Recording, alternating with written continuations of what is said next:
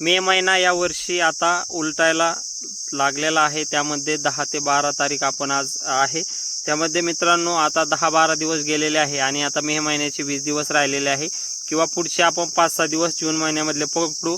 पण त्यानंतर मित्रांनो आपल्याला जूनच्या 10 किंवा 12 तारखेपर्यंत आपल्याला त्या ठिकाणी आपल्या पिकाची लागवड त्या ठिकाणी करणे गरजेचे आहे किंवा करणं लागणार आहे। त्यामध्ये सोयाबीन, कापूस, मूग, उडीद, तूर, सोयाबीन जे काही पिकं असेल ते आपण पीक त्या ठिकाणी लागवड करणार आहोत।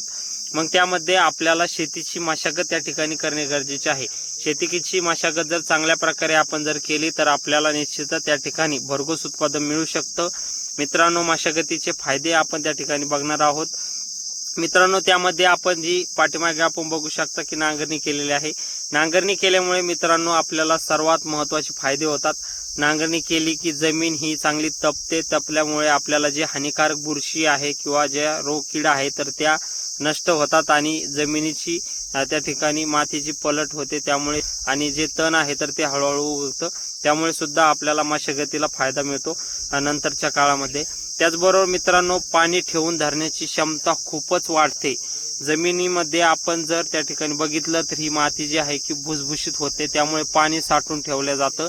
आपण जर बघितलं की ज्या जमिनीमध्ये फक्त वखर पाळी दिली जाते त्यामध्ये मित्रांनो जास्त पाणी राहत नाही, शोषून धरलं जात नाही, ते वाहून जातं।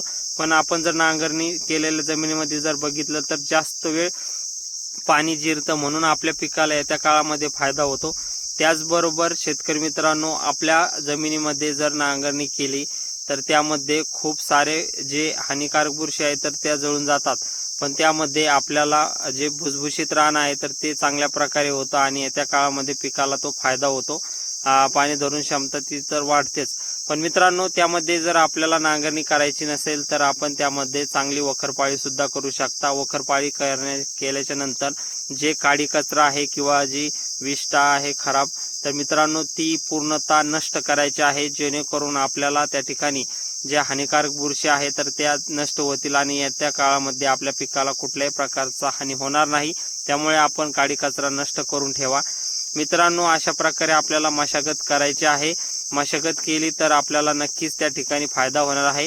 आणि मित्रांनो, सर्वात महत्त्वाचा विषय म्हणजे की आपण कुजलेलं जे शेणखत आहे किंवा कुजलेलं जे कंपोस्ट खत आहे तर ते आपण आता शेतामध्ये टाकून देऊ शकता, जेणेकरून ते चांगलं मातीमध्ये मिक्स होईल आणि आपल्याला त्या ठिकाणी भरघोस उत्पादन मिळण्यासाठी त्या ठिकाणी फायदा होईल।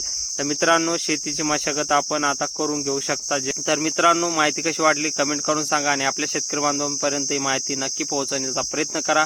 धन्यवाद। जय जवान, जय किसान।